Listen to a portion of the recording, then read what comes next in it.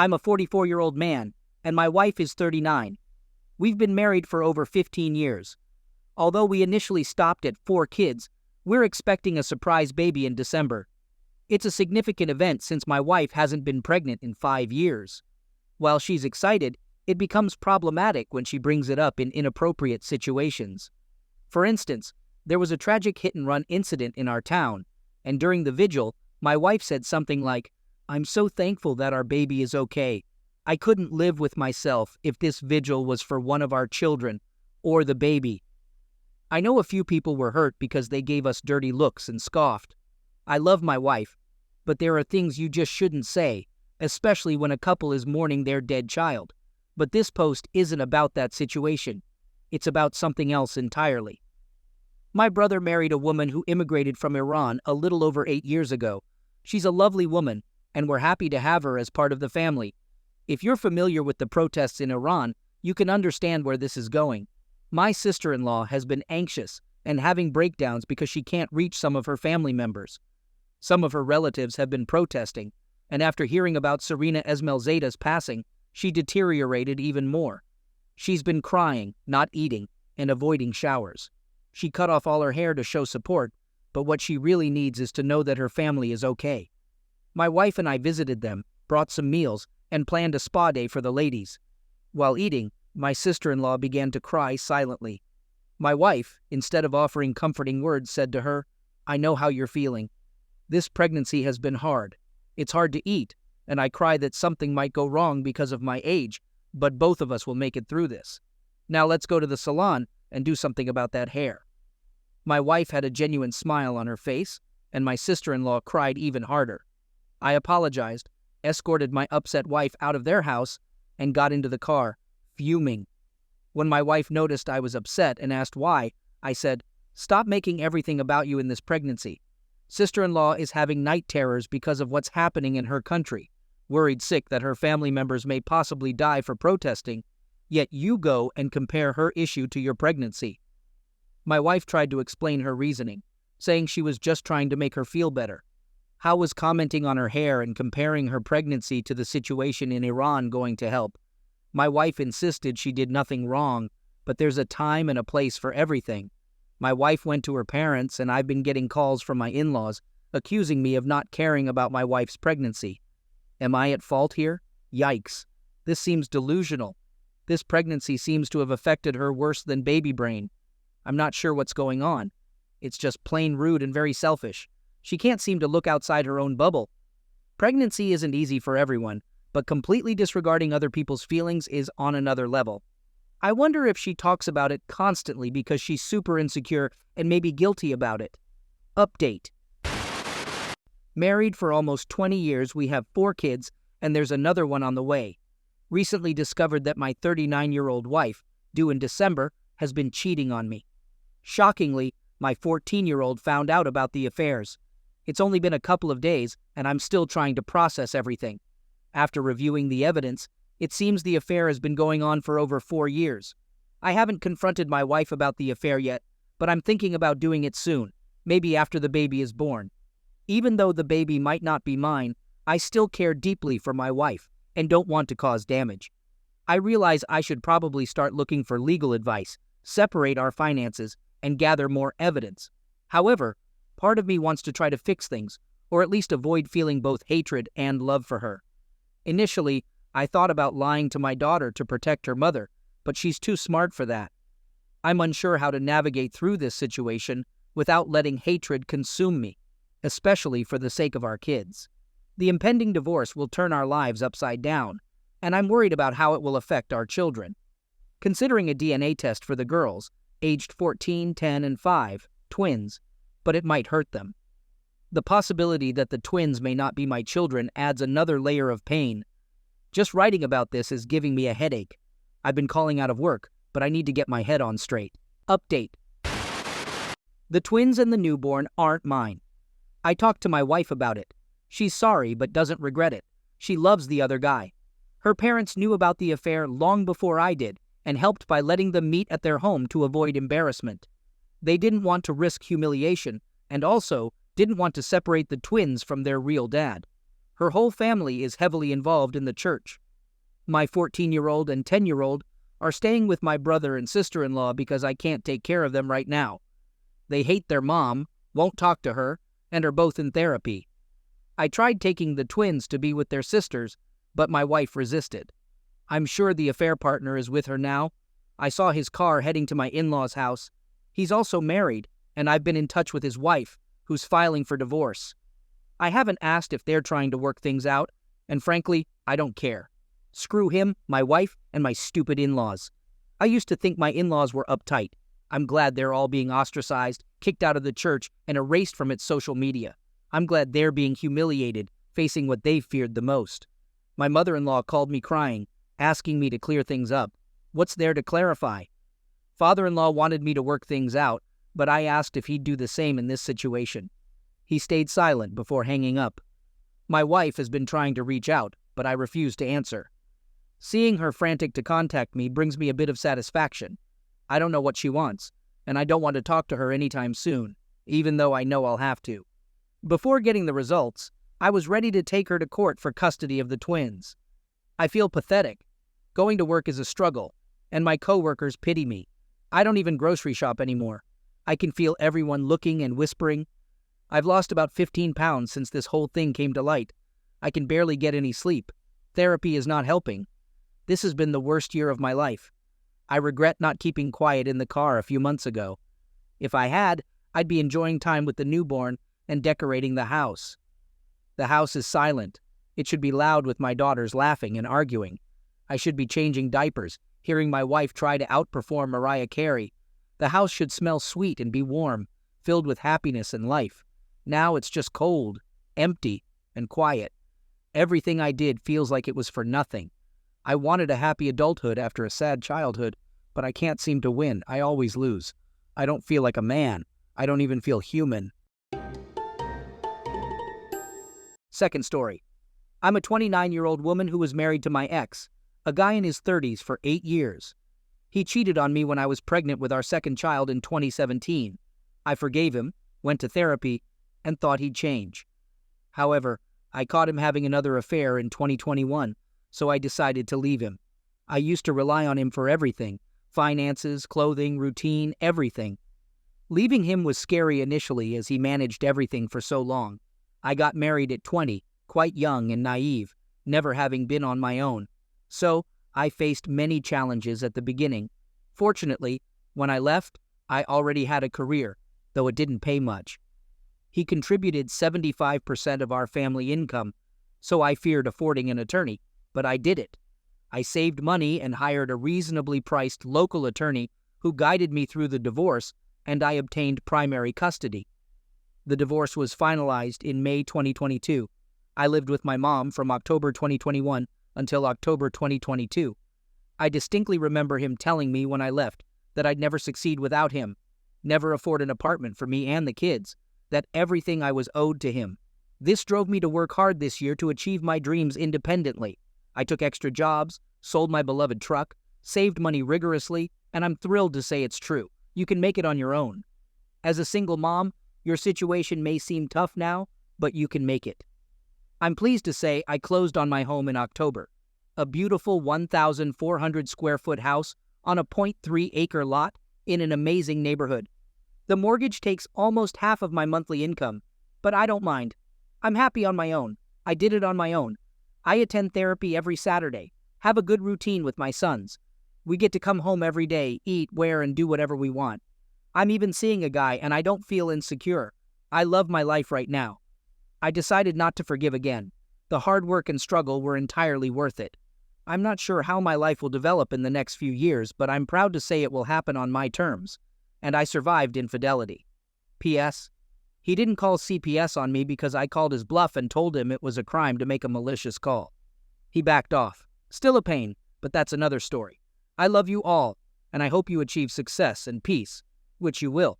Good night from Texas. Third story. Background. My girlfriend, Hannah, and I were raised in a sizable town with almost 20,000 people.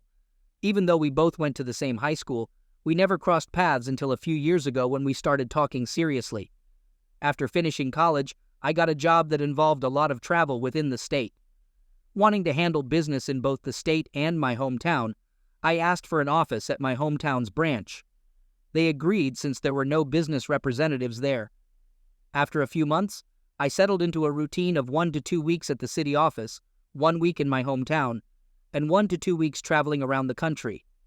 After a year, I made the decision to buy a house in my hometown. I met Hannah at a Friday party right after returning from one of my trips.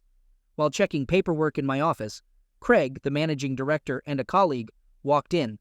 Craig and I had grown up together, forming a close friendship, despite attending different high schools since college. He asked how things were, and invited me to a house party that he and his buddies were throwing that evening. Despite the short notice, I said yes, thinking a few drinks with friends would be beneficial. At the party, Craig introduced me to Hannah, a new hire at the branch in my hometown. We hit it off right away, having attended the same high school. Everything went smoothly. Hannah got along with my parents, and her parents were happy that someone could make her as happy as she was. Despite her past relationship issues and struggles with depression, we decided to take the next step after 2 years of dating, and she moved into my house in my hometown. Everything was going well for nearly a year. Then, things started to change. FaceTime sessions were cut short, or she claimed to be too busy to answer the phone. Suddenly, neighbors started telling me about a car, described as similar to my friend Craig's, a black Chevy Camaro. It was always seen parked in the back alley near my house whenever I was away, or clothes not mine were found in my wardrobe. All signs pointed to her cheating, but she insisted that nothing was happening, and I was overthinking things. She explained that Craig would occasionally come over to discuss business, etc., but never stayed the night. I brushed it aside, considering myself paranoid, and carried on as if nothing was wrong. Yet, there was always this nagging feeling that something wasn't quite right. I discovered she had been lying to me. Nearly 6 months later, after completing a rather large contract with a new company, I decided to book an earlier flight home and surprise everyone. Fast forward a few hours, as I drove into my hometown and down the alley behind my house to surprise Hannah without being seen, a part of me was curious about whether this mystery car was there. Sure enough, a car was blocking the back entrance gate. Confused for a moment, I realized it was Craig's car, a black Chevy Camaro. If it hadn't been for the high hedge, the line I had put in a few years back for privacy, I might have driven past my own place. Pulling up behind his car, I got out and found it strange that he was there so late, contrary to what she claimed, that he always left by now. Approaching the back of the house, I saw something that made my heart drop into my stomach. There in the kitchen, Hannah and Craig were passionately involved. I stood there, completely still, as if time had frozen. My best friend and my girlfriend were having closeness on my dining table in my own house. I felt lost, not knowing what to do, with a rush of thoughts flooding my mind. Was I dreaming, or was this reality? Why were they engaging in such a private act in my home? Feeling disheartened, I turned away without them noticing. I drove for what seemed like an eternity, shedding tears, but my sadness quickly transformed into anger. I had a strong desire to damage them, but violence was against my principles. That's when I decided to take matters into my own hands and bring ruin to both of their lives. And what better time to start than now? I drove back up the alley, positioning myself far from my driveway to still see Craig's car. Then, I walked back to the gate, where I could peer into the house, and called her phone. When it rang, both of them glanced at the caller ID, shocked to see my name. I noticed she was considering answering, and they let it ring for a moment before getting back to their activities. The phone rang again, and this time she picked up. As she answered, I hung up and returned to my car. Moments later, she called me back, questioning why I was calling so late. I informed her I was about 15 minutes from home and didn't want to startle her upon my arrival. She appeared surprised and happy about my return. The call ended shortly after she mentioned getting up to change. I bid farewell and hung up. A few moments later, Craig rushed through the gate half undressed, hopped into his car, and sped away. I chuckled a bit, knowing the fear they must have felt being so close to getting caught. I waited a while before turning my car into the same spot Craig had occupied moments earlier. The night remained relatively uneventful, and it wasn't until after she fell asleep that I got up and went to my office down the hall. Sleep evaded me. I needed a plan, and plan revenge I did. My mother always taught me to be a pacifist and let karma take its course. However, on this occasion, I felt karma needed a nudge. I decided to punish them separately but thoroughly. I knew Craig had a minor medication habit, though nothing major, and he kept it well hidden. I discovered it accidentally when I stumbled upon him using cocaine in his office, but I pretended not to notice. Some weeks later, I had friends over, including Craig, for some drinks. After ensuring Craig was sufficiently drunk, I told him to stay the night. I took his office keys, drove to our branch office, and went to work, knowing he was deeply intoxicated and wouldn't wake until morning. I searched his desk and drawers, especially the one where I had seen him stash his cocaine. Upon further examination, I found a false bottom. Lifting it, I hit the jackpot. While I thought he used regular medicaments like white powder, what I saw was much worse. He had various substances in there. I took photos, put everything back, and before leaving, I installed a small spy button camera from Alibaba right above the door. Everything was set, and the plan was gradually coming together. Judging by the medicaments I found in his drawer, Craig had to be using medicaments at least twice a day. I once suggested to my girlfriend that we install CCTV cameras for added security, but she hesitated due to concerns about hacking. Reflecting on it now, I understand her worries. So before returning to the city for a flight, I staged a break-in by smashing the back pane of my back door into my kitchen, leaving it open. Upon arriving, I received several messages. One from my visibly panicked mom, who found the back door smashed and called the police. Another from a distraught Hannah in tears, and one from the local police asking me to call. After returning the calls, I informed the police I was away on business and would talk to them the following week. While away, I had Hannah stay with my parents until my return. I asked my dad to arrange for a local security company to install cameras and an alarm system, getting approval from the police to avoid disrupting the crime scene. After getting home, I went through the routine of expressing disbelief and questioning why this happened. I had the security company representatives guide Hannah and me on how the cameras and alarm system worked. Finally, the question I had been anticipating came up. What if we engage in business, and I prefer not to have a record of it? When she asked, she pretended to be shy, but I understood the true reason behind her question. He reassured us that it was a common inquiry and demonstrated on the home computer how to prevent recording for specific cameras, ensuring her privacy. While seeing him off, I inquired whether turning off the cameras could trigger a security notification, to which he returned, guided me through setting up email notifications, and then left. Subsequently, after Hannah's grocery shopping, I strategically placed spy button cameras all around the house, creating an ideal setup. Now, all I needed to do was wait. At this point, I sought guidance from legal advice groups on Reddit regarding the couple's law in my country. I wanted assurance that my upcoming plan could be executed legally without facing financial obligations to Hannah. I didn't want any surprises where she could claim money.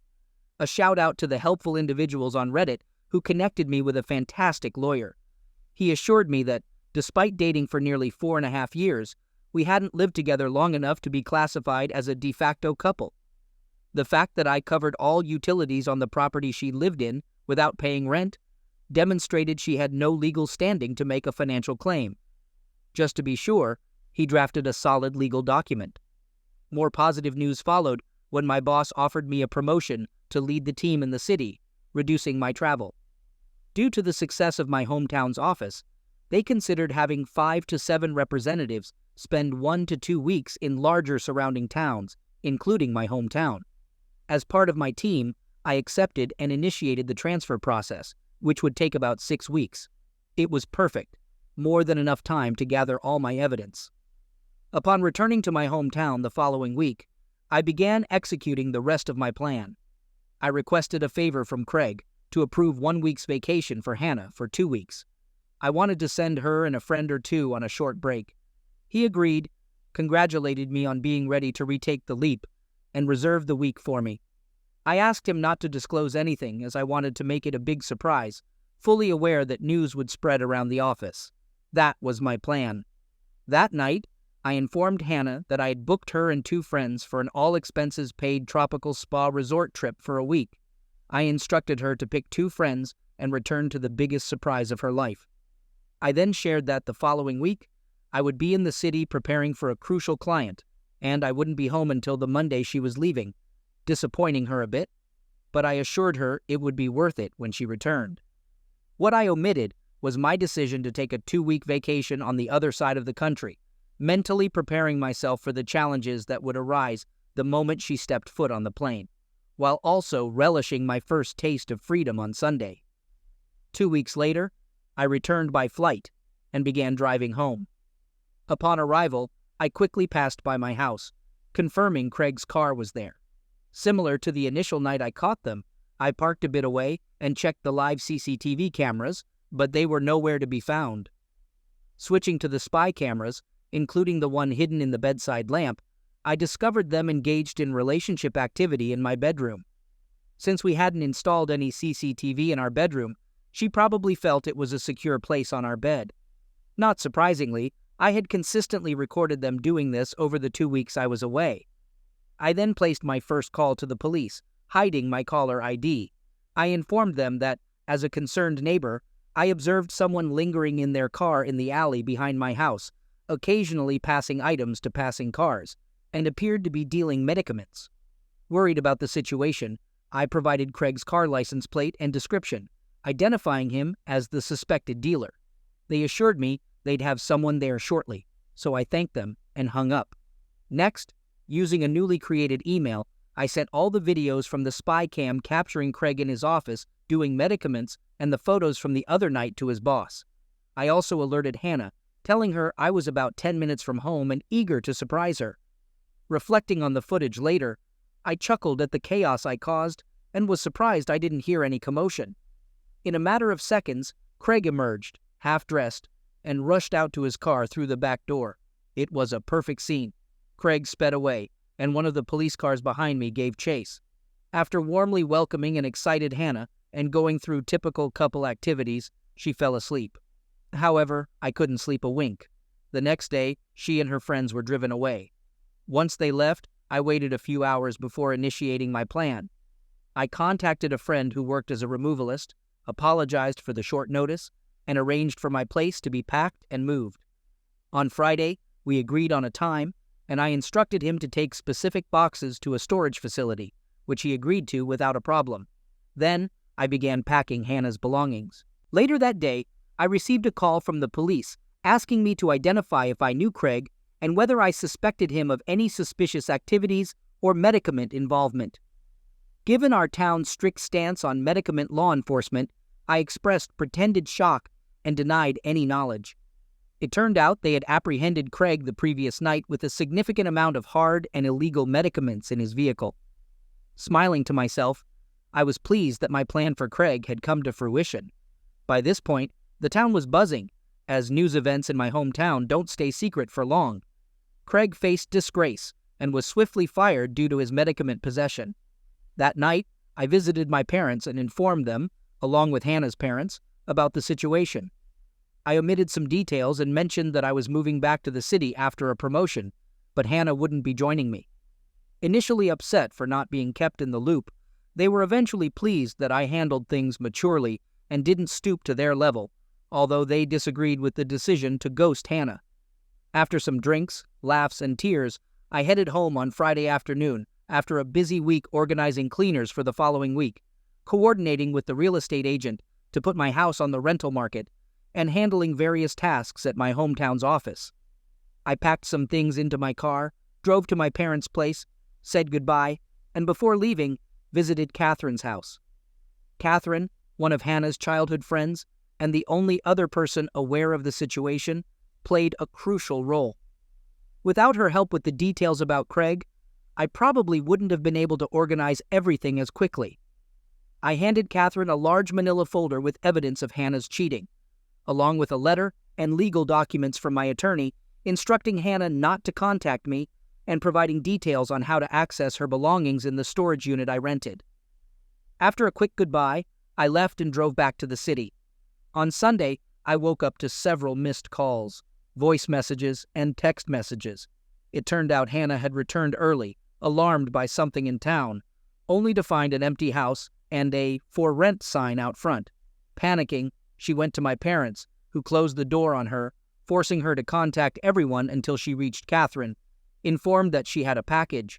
I learned she didn't take it well, evident from the numerous angry texts and voice messages accusing me of framing Craig and being deceitful. I feared she'd show up at my front door, but nothing happened. 6 weeks later, having left and received a promotion, I'm happy and settled.